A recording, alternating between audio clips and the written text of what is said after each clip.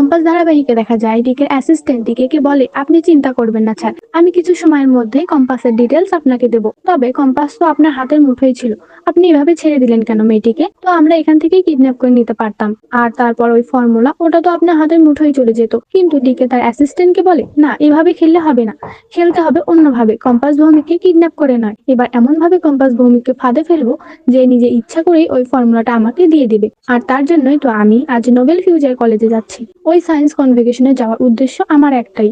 ডিকের assistant decay বলে, sir, আপনার বুদ্ধির বাহবানা দিতে পারছি না।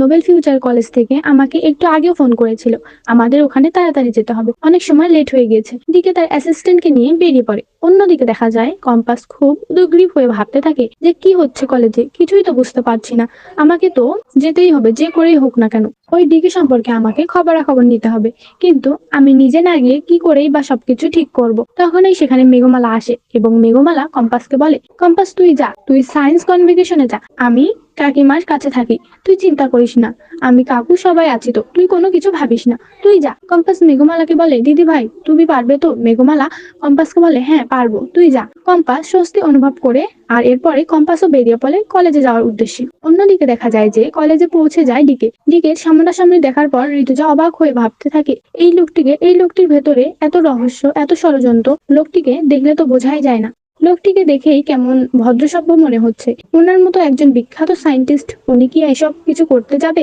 আমার মনে হয় এই সবটাই কম্পাসের ভুল ধারণা। ডিকে আমরা ভুল বুঝেছি।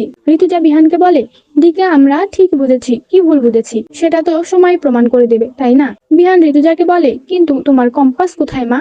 কম্পাসকে তো দেখছি না। ঠিক তখনই সেখানে কম্পাস আসে, বলে, এই তো বিহান স্যার, আমি এসে গেছি।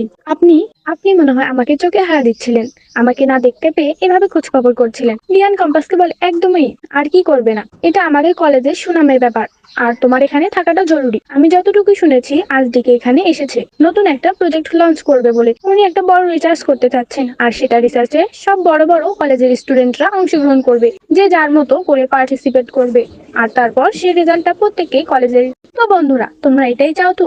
এভাবেই যেন কম্পাস ডিকের বিরুদ্ধে সব প্রমাণ জোগাড় করতে পারে এবং ওই প্রমাণ দেখেই যেন বিহানের হুঁশ ফেরে? কমেন্টে জানাতে ভুলো না। ধন্যবাদ।